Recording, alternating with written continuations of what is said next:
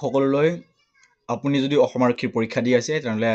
আজিৰ এইটো ভিডিঅ' এটা ইম্পৰ্টেণ্ট ভিডিঅ' হয় আপোনাৰ বাবে বিকজ আমি আজিৰ এইটো ভিডিঅ'ত ইণ্ডিয়ান হিষ্ট্ৰী ৰিলেটেড কুৱেশ্যন আপোনালোকক প্ৰভাইড কৰিম আৰু কেনেকুৱা ধৰণৰ প্ৰশ্ন যিসমূহ প্ৰশ্ন আপোনালোকৰ পৰীক্ষাত অলৰেডি আহি গৈছে ঠিক আছে ইণ্ডিয়ান লেভেলৰ কুৱেশ্যন ইণ্ডিয়ান হিষ্ট্ৰী লেভেলৰ কুৱেশ্যন যিসমূহ প্ৰশ্ন অসমত যিসমূহ পৰীক্ষা হৈ গৈছে ধৰক আছাম পুলিচ আছাম টেট বা যিকোনো ধৰণৰ পৰীক্ষা হৈ গৈছে ইম্পৰ্টেণ্ট কুৱেশ্যন আৰু আহিবলগীয়া কুৱেশ্যন গুৰুত্বপূৰ্ণ কুৱেশ্যন এনেকুৱা ধৰণৰ কুৱেশ্যন আহে সো সেই প্ৰশ্নসমূহ আজি এইটো ভিডিঅ'ত আমি আপোনালোকক প্ৰভাইড কৰিম সো ভালকে লক্ষ্য কৰিব এটা প্ৰশ্ন ভালকে চাব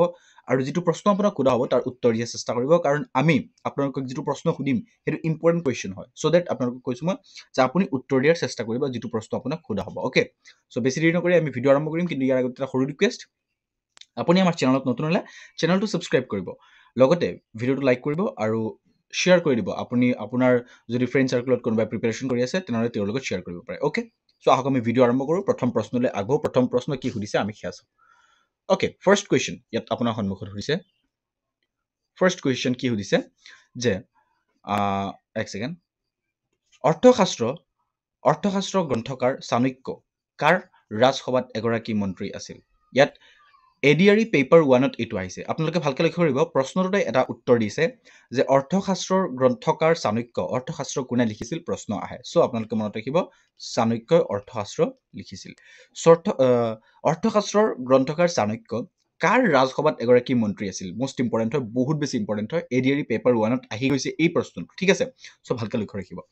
আৰু ইয়াত অপচন 8 আছে অশোক অৰ্থাৎ অশোকৰ যি ৰাজসভাত ইয়াৰ পিছত আছে সমুদ্ৰগুপ্ত মৌৰ্য বা মৌৰ্য ইয়াৰ পিছত আছে বিন্দাসুৰ এই চাৰিজনৰ ভিতৰত কাৰ ৰাজসভাত অৰ্থশাস্ত্ৰৰ গ্ৰন্থকাৰ চাণক্য মন্ত্ৰী আছিল মোস্ট ইম্পৰ্টেন্ট কোৱেশ্চন হয় সো আপুনি আমাক এই প্ৰশ্নৰ শুদ্ধ উত্তৰটো কমেন্টত জনাওক এটো আপোনাৰ কাৰণে ৰাখিছো আপুনি আমাক কমেন্টত জনাওক ঠিক আছে যে এই প্ৰশ্নৰ শুদ্ধ উত্তৰ কি হ'ব জাস্ট ৰাইট নাও আপুনি কমেন্ট কৰক যে কি হ'ব আগলৈ আমি আগবাঢ়ো আৰু নেক্সট প্ৰশ্ন চাও ওকে অসম আৰক্ষীৰ পৰীক্ষা বা এছএছসিৰ পৰীক্ষা দিবলৈ গৈ আছে তেনেহলে আপুনি নিশ্চয় এটা ভাল কিতাপ বিচাৰি আছে এই সমূহৰ ওপৰতে এনালিসিস কৰি আমি আপোনালোকৰ কাৰণে AP crack blueprint ebook Assam আৰক্ষীৰ এসপিৰেন্সৰ কাৰণে লগতে এছএছসি মাষ্টাৰ গাইড ই-বুক এছএছসিৰ এসপিৰেন্সৰ কাৰণে প্ৰস্তুত কৰিছো এই ই-বুকত আপুনি পাব যোৱা 15 বছৰত হৈ যোৱা প্ৰশ্নসমূহৰ উত্তৰ লগতে অসমৰ history culture economy education polity বিভিন্ন ধৰণৰ প্ৰশ্নসমূহ আপুনি এই ই-বুকটোত পাই যাব সো যদি আপোনাৰ লাগে তেনেহলে আপুনি স্ক্ৰিনত অহা নম্বৰটোত যোগাযোগ কৰিব পাৰে নেক্সট কোৱেশ্চন আমি চাও ওকে ইয়াত পিছৰ প্ৰশ্নটো আছে পিছৰ প্ৰশ্নটো কি সুধিছে চাওক যে কনিষ্কৰ এক সেকেন্ড কনিষ্কৰ শাসনকালত তেওঁৰ ৰাজসভাৰ চিকিৎসক কোন আছিল পিএনআৰডি পৰীক্ষাত আহিছে চাওক পিএনআৰডি ঠিক আছে সো কোনটো পৰীক্ষাত আহিছে আমি কিনাৰত লিখি দিছো পিএনআৰডিত আহিছে আৰু কনিষ্কৰ শাসনকালত তেওঁৰ ৰাজসভাত চিকিৎসক কোন আছিল এটো সুধিছে এই প্ৰশ্নটোৰ শুদ্ধ উত্তৰ হ'ব অপচন নম্বৰ সি অৰ্থাৎ চৰক মনত ৰাখিব চৰক আছিল কনিষ্কৰ ৰাজসভাৰ কি আছিল কনিষ্কৰ ৰাজসভাৰ চিকিৎসক আছিল মনত ৰাখিব কনিষ্কৰ ৰাজসভাৰ ডক্টৰ আছিল ওকে আগলৈ আমি আগবাঢ়ো নেক্সট প্ৰশ্নলৈ আগবাঢ়ো নেক্সট কোৱেশ্চনটো চাওক ওকে ইয়াৰ পিছৰ প্ৰশ্নটো ইয়াত চাওক কোৱেশ্চন নম্বৰ 3 আছে আৰু এই প্ৰশ্নটো পিএনআৰডিত আহিছে অৰ্থশাস্ত্ৰ কোনে লিখিছে অথনি মই আপোনালোকক কৈ আহিছো অৰ্থশাস্ত্ৰ লিখিছে অপচন নম্বৰ বি অৰ্থাৎ কৌটিল্য মনত ৰাখিব হু ৰোড দা অৰ্থশাস্ত্ৰ কৌটিল্য বা চাণক্য অৰ্থশাস্ত্ৰ লিখিছিল সো এটা আপোনালোকে মনত ৰাখিব এটো ইম্পৰ্টেন্ট কোৱেশ্চন হয় ওকে আগলৈ আগবাঢ়ো ইয়াৰ পিছৰ প্ৰশ্নটো আছে question number 4 and the 4 number question is 1757 চনত কোনটো ঐতিহাসিক ঘটনা সংঘটিত হৈছিল এটো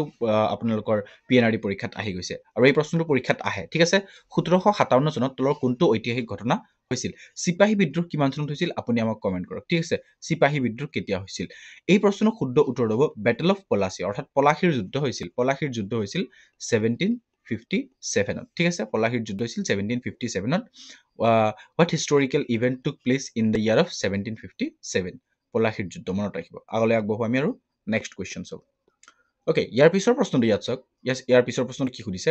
যে উৰিষ্যাৰ কোণাৰ্ক সূৰ্য মন্দিৰ কোনজন ৰজাই নিৰ্মাণ কৰিছিল পিএনআৰডি পৰীক্ষাত এটো আহিছে যে উৰিষ্যাৰ কোণাৰ্ক সূৰ্য মন্দিৰ কোনজন ৰজাই নিৰ্মাণ কৰিছিল শুদ্ধ উত্তৰ হ'ব অপচন নম্বৰ এ অৰ্থাৎ নৰসিংহদেৱ 1 নামটো মনত ৰাখিব নৰসিংহদেৱ 1 বুলি আপোনালোকৰ থাকিব এনেকুৱা সো দ্যাটছ মই কৈছো নৰসিংহদেৱ 1 এ কোণাৰ্ক সূৰ্য মন্দিৰ নিৰ্মাণ কৰিছিল ওকে আগলৈ আগবাঢ়ো ওকে ইয়াৰ পিছৰ প্ৰশ্ন ইয়াত আছে যে পদ্মিনী আখ্যান কোনজন দিল্লীৰ সুলতানৰ লগত জড়িত আছিল আসাম টেট 2019ত আহিছে ঠিক আছে আসাম টেট 2019ত আহিছে শুদ্ধ উত্তৰটো হ'ব অপশ্যন নম্বৰ বি অৰ্থাৎ আলাউদ্দিন খিলজী মনত ৰাখিব আলাউদ্দিন খিলজীৰ লগত জড়িত কি পদ্মিনী আখ্যান মনত ৰাখিব এইটো 2019ৰ টেট পৰীক্ষাত আহিছে okay okay here is the next question এই প্ৰশ্নত কি সুধিছে চাওক যে তলৰ কোনজন সমাজ সংস্কাৰক মহাৰাষ্ট্ৰৰ প্ৰাৰ্থনা সমাজৰ মূল খুঁটা আছিল মনত ৰাখিব ইয়াত দিছে চাওক যে হু of the following reform leaders of Maharashtra was the chief architect of প্ৰাৰ্থনা সমাজ প্ৰাৰ্থনা সমাজৰ মূল খুঁটা কোন আছিল বা চিফ আৰ্কিটেক্ট কোন আছিল কুৱেশ্যন নম্বৰ 7ৰ যি শুদ্ধ উত্তৰ হ'ব অপশ্যন নম্বৰ এ অৰ্থাৎ MG ৰানাডে মনত ৰাখিব এইটো ইম্পৰ্টেণ্ট হয় পৰীক্ষাৰ কাৰণে আপোনাৰ ওকে ইয়াৰ পিছৰ প্ৰশ্নটো চাওক question number 8 and by mistake ইয়াৰ আপোনাৰ অপশ্যন অহা নাই বাট কুৱেশ্যনটো সুধিছে যে মহেঞ্জোদাৰো চহৰ আৱিষ্কাৰ সৈতে জড়িত কিহৰ আৱিষ্কাৰৰ সৈতে জড়িত বা কোনে আৱিষ্কাৰ কৰিছিল আচলতে প্ৰশ্নত সুধিছে যে মহেঞ্জোদাৰো চহৰ এইটো 2019ৰ টেটত আহিছে ঠিক আছে টেট 2019ত আহিছে এই প্ৰশ্নটো যে মহেঞ্জোদাৰো চহৰ আৱিষ্কাৰৰ সৈতে কোন জড়িত কোনে মহেঞ্জোদাৰো চহৰ আৱিষ্কাৰ কৰিছিল নামটো মনত ৰাখিব ডক্টৰ R.D. সাহানি ঠিক আছে ডক্টৰ R.D. বেনাৰ্জী ঠিক আছে ডক্টৰ R.D. বেনাৰ্জী দ্বাৰা ডক্টৰ R.D. বেনাৰ্জীয়ে মহেঞ্জোদাৰো চহৰ আৱিষ্কাৰ কৰিছিল মনত ৰাখিব এইটো ইম্পৰ্টেণ্ট হয় ঠিক আছে ওকে ইয়াৰ পিছৰ প্ৰশ্নটো ইয়াত চাওক কি সুধিছে যে মুহাম্মদ বিন তুগলকৰ শাসনকালত কোনজন অভিযাত্ৰী ভাৰতলৈ আহিছিল এডিআৰই পেপাৰ 1ত আহিছে এইটো এডিআৰইত আহিছে পেপাৰ 1 ইয়াত লিখা আছে বাট এডিআৰইত আহিছে এইটো আপোনালোকে জানি লওক ঠিক আছে এডিআৰই বা টেটত অহা প্ৰশ্ন কিমান ইম্পৰ্টেণ্ট হ'ব পাৰে বা কেনেকুৱা ধৰণৰ প্ৰশ্ন আহে সো আপোনালোকে আইডিয়া লগাব পাৰে ঠিক আছে সো মুহাম্মদ বিন তুগলকৰ শাসনকালত কোনজন অভিযাত্ৰী ভাৰতলৈ আহিছিল ফাহিয়ান হিউৱেনচাং ভাস্কো দা গামা আৰু ইবনে বতুতা কোন আহিছিল মুহাম্মদ বিন তুগলকৰ শাসনকালত এই প্ৰশ্নৰ শুদ্ধ উত্তৰ হ'ব অপশ্যন নম্বৰ ডি অৰ্থাৎ ইবনে বতুতা মনত ৰাখিব ইবনে বতুতা এও আহিছিল মুহাম্মদ বিন তুগলকৰ শাসনকালত ওকে ইয়াৰ পিছৰ প্ৰশ্নটো হৈছে কোনগৰাকী সম্ৰাটে ভাৰতৰ গ্ৰেণ্ড ট্ৰাংক ৰোড নিৰ্মাণ কৰিছিল মোষ্ট ইম্পৰ্টেণ্ট এটা কুৱেশ্যন হয় গ্ৰেণ্ড ট্ৰাংক ৰোড কোনগৰাকী শাসকে নিৰ্মাণ কৰিছিল বা কোনগৰাকী সম্ৰাটে নিৰ্মাণ কৰিছিল আকবৰ জাহাংগীৰ কুতুবুদ্দিন আইবাক আৰু Shershah Suri and the right answer will be option number D অৰ্থাৎ শ্বেৰশ্বাহ ছুৰী শ্বেৰশ্বাহ ছুৰীয়ে গ্ৰেণ্ড ট্ৰাংক ৰোড নিৰ্মাণ কৰিছিল ওকে ইয়াৰ পিছৰ প্ৰশ্নটো ইয়াত আছে যে নিম্নলিখিত কোনজন ব্ৰিটিছ জেনেৰেল মধ্য ভাৰতৰ তাতিয়া টুপি আৰু ঝাঁচীৰ ৰাণী লক্ষ্মীবাইক পৰাভূত কৰিছিল আসাম টেট 2019ত আহিছে এইটো আৰু এই প্ৰশ্নৰ শুদ্ধ উত্তৰ হ'ব অপশ্যন নম্বৰ বি অৰ্থাৎ হিউ ৰোজ আগলৈ আগবাঢ়ো নেক্সট প্ৰশ্ন চাওক ওকে ইয়াৰ পিছৰ প্ৰশ্নটো ইয়াত চাওক কুৱেশ্যন নম্বৰ 12 সুধিছে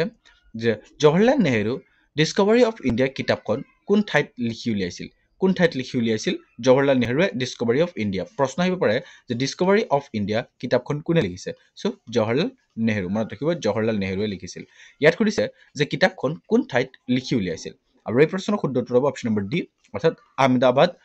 আহমেদনগৰ ফৰ্ট ঠিক আছে আহমেদনগৰ ফৰ্টত জৱাহৰলাল নেহেৰুৰ ডিস্কভাৰী অফ ইণ্ডিয়া কিতাপখন লিখি উলিয়াইছিল ইম্পৰ্টেণ্ট হয় মনত ৰাখিব ওকে ইয়াৰ পিছৰ প্ৰশ্নটো ইয়াত আছে যে ভাৰতবৰ্ষত মোগল সাম্ৰাজ্যৰ প্ৰতিষ্ঠাতা কোন আছিল এডিআৰই পেপাৰত আহিছে পেপাৰ 2ত আহিছিল ভাৰতবৰ্ষৰ মোগল সাম্ৰাজ্যৰ প্ৰতিষ্ঠাতা কোন আছে অপশ্যন নম্বৰ সি অৰ্থাৎ বাবৰে ভাৰতবৰ্ষৰ মোগল সাম্ৰাজ্য প্ৰতিষ্ঠা কৰিছিল আগলৈ আগব ওকে ইয়াৰ পিছৰ প্ৰশ্নটো ইয়াত আছে যে ভাৰতবাসীৰ বাবে স্বৰাজৰ দাবী পোন প্ৰথমবাৰৰ বাবে উত্থাপন কোনে কৰিছিল টেট 2019ত আহি গৈছে আপোনালোকে দেখিবলৈ পাইছে ঠিক আছে স্বৰাজৰ দাবী প্ৰথমবাৰৰ বাবে কোনে উত্থাপন কৰিছিল and the right answer will be option number B Dadabhai নৰোজীয়ে প্ৰথমে স্বৰাজৰ দাবী উত্থাপন কৰিছিল ওকে ইয়াৰ পিছৰ প্ৰশ্নটো হৈছে যে ব্ৰিটিছ অধীনস্থ কোনটো আইনৰ বিৰুদ্ধে প্ৰতিবাদ কৰিবলৈ জালিয়ানৱালাবাগ হত্যাকাণ্ড ভিৰ একত্ৰিত হৈছিল জালিয়ানৱালাবাগ কিহৰ বাবে হৈছিল কোনটো ব্ৰিটিছ অধীনস্থ কোনটো আইনৰ বিৰুদ্ধে প্ৰতিবাদ কৰিবলৈ জালিয়ানৱালাবাগ হত্যাকাণ্ড হৈছিল অপশ্যন নম্বৰ বি অৰ্থাৎ ৰাওলাট এক্ট বা ৰাওলাট আইনৰ বাবে জালিয়ানৱালাবাগ হত্যাকাণ্ড হৈছিল মনত ৰাখিব ওকে ইয়াৰ পিছৰ প্ৰশ্নটো হৈছে ইয়াত যে 1919 চনত নিম্নলিখিত কোনটো ঘটনা সংঘটিত হৈছিল এডিআৰই পেপাৰত আহিছিল এইটো যে 1919 চনত নিম্নলিখিত কোনটো ঘটনা সংঘটিত হোৱা নাছিল হৈছিল নহয় সংঘটিত হোৱা নাছিল ৰাওলাট আইন এক্ট এইটো ইয়াত এক নম্বৰ দিছে ইয়াৰ পিছত আছে মণ্টেন চেমছফৰ্ড সংস্কাৰ ঘোষণা ইয়াৰ পিছত বংগ বিভাজন আৰু জালিয়ানৱালাবাগৰ শোকাবহ দুৰ্ঘটনা ঠিক আছে জালিয়ানৱালাবাগৰ ঘটনা কোনটো ঘটনা হোৱা নাছিল শুদ্ধ উত্তৰ হ'ব অপশ্যন নম্বৰ সি অৰ্থাৎ বংগ বিভাজন হোৱা নাছিল মনত ৰাখিব বংগ বিভাজন তেতিয়া হোৱা নাছিল আৰু বাকীকেইটা যদি আপোনালোকে মিলাইছে তেনেহ'লে 1919 চনত নিম্নলিখিত কোনটো ঘটনা হোৱা নাছিল বুলি ক'লে ইয়াত বংগ বিভাজনে হোৱা নাছিল তেতিয়া ঠিক আছে সো ভালকৈ আপোনালোকে লক্ষ্য ৰাখিব ওকে ইয়াৰ পিছত প্ৰশ্নটো হৈছে ইয়াত যে ৰাওলাট আইনত নিম্নলিখিত কোনটো পদক্ষেপ অন্তৰ্ভুক্ত হৈছিল এডিআৰই পেপাৰত আহিছিল এইটো যে ৰাওলাট আইনত নিম্নলিখিত কোনটো পদক্ষেপ অন্তৰ্ভুক্ত হৈছিল অপশ্যন নম্বৰ চি হ'ব শুদ্ধ উত্তৰ অৰ্থাৎ বিচাৰ অবিহনে কাৰাবাস ৰাওলাট আইনৰ অধীনত কোনোবাই অপৰাধ কৰিলে তেওঁক বিচাৰ অবিহনে কাৰাবাস দিয়াৰ সিদ্ধান্ত গ্ৰহণ কৰাৰ বাবে কি হৈছিল জালিয়ানৱালাবাগ হত্যাকাণ্ড হৈছিল সো মনত ৰাখিব আপোনালোকে এইটো ঠিক আছে এইটো ইম্পৰ্টেণ্ট হয় সো বন্ধু বান্ধৱীসকল আজি এইটো ভিডিঅ' আমি ইয়াতে সমাপ্ত কৰিব বিচাৰিছোঁ আপোনালোকক 17 কুৱেশ্যন প্ৰভাইড কৰিছোঁ ইণ্ডিয়ান হিষ্ট্ৰী ৰিলেটেড এণ্ড এইকেইটা প্ৰশ্ন আহিছে বা ৰিপিটেড কুৱেশ্যন হয় so thank you so much এই ভিডিঅ'টো ইমানখিনি চোৱাৰ বাবে আপোনালোকক আকৌ লগ পাম ভিডিঅ'টো কেনে পাইছে নিশ্চয় জনাব কমেণ্টত জনাব লগতে আপোনালোকৰ ই বুকটো লাগিলে আপুনি আমাক 7086924264 এই নম্বৰত যোগাযোগ কৰিব পাৰে আমি PDF টো আপোনাক প্ৰভাইড কৰি দিম thank you so much again আপোনাৰ লগত আকৌ লগ পাম জয় আই অসম